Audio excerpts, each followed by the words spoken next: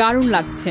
রাত জেগে ঠাকুর দেখা, ভোগ খাওয়া, বন্ধুদের সঙ্গে আড্ডা সবই হয়েছে। সঙ্গে আবার পূজা পরিক্রমাও ছিল। ভারতীয় গণমাধ্যমকে এমনটাই জানিয়েছেন জনপ্রিয় অভিনেত্রী জয়া আহসান। কলকাতার পূজা তার কাছে এক ভিন্ন অভিজ্ঞতা এনে দিয়েছে। মণ্ডপের আলোর ঝলকানি, মানুষের ভিড় এবং উৎসবের প্রাণবন্ত পরিবেশ সবই তাকে মোহিত করেছে। জয়া আহসান এই বছরের দুর্গাপূজা শুরু করেছিলেন কলকাতায়। ঢাকা এবং কলকাতার মধ্যে তার যাতায়াত বছরের অধিকাংশ সময় চলে। তাই কলকাতার প্রতি তার বিশেষ টান থাকলেও জন্মভূমি বাংলাদেশকে তিনি কোনোদিন ভুলেননি। কলকাতার পূজা পরিক্রমা শেষে নবমীর সকালে ঢাকার পথে ফিরেছেন জয়া।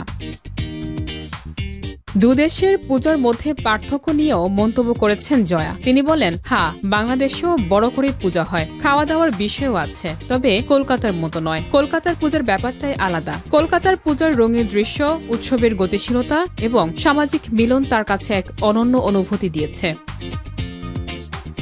তবুও দেশের টানেই নবমীর সকাল থেকে তিনি ঢাকায় ফিরেছেন। বাংলাদেশের জয়ার কম্পাউন্ডে দুর্গাপূজা অত্যন্ত জমকালোভাবে উদযাপিত হয়। বিশাল মণ্ডপ তৈরি হয়, প্রতিমা দেখতে প্রচুর মানুষ ভিড় করেন। এই মণ্ডপে যোগ দিতে দ্রুত দেশে ফেরার সিদ্ধান্ত নেন জয়া।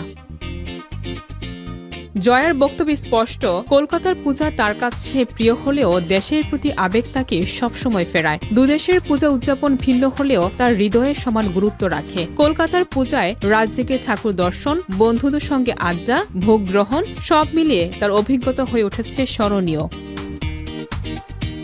ঢাকা ফিরেই তিনি অংশ নিয়েছেন দেশের মণ্ডপে, যেখানে ভক্ত ও স্থানীয়রা তাকে দেখতে ভিড় করেছেন। জয়া আহসানের এই যাত্রা এবং দুই দেশের উৎসবকে সমানভাবে গুরুত্ব দেওয়া তার ভক্তদের মনে নতুন উদ্দীপনা সৃষ্টি করেছে। তার সাক্ষাৎকার থেকে বোঝা যায়, শুধুই অভিনয় নয়, জয়ার জীবনধারা ও আবেগের মেলবন্ধনই তাকে আজকের অবস্থানে নিয়ে এসেছে।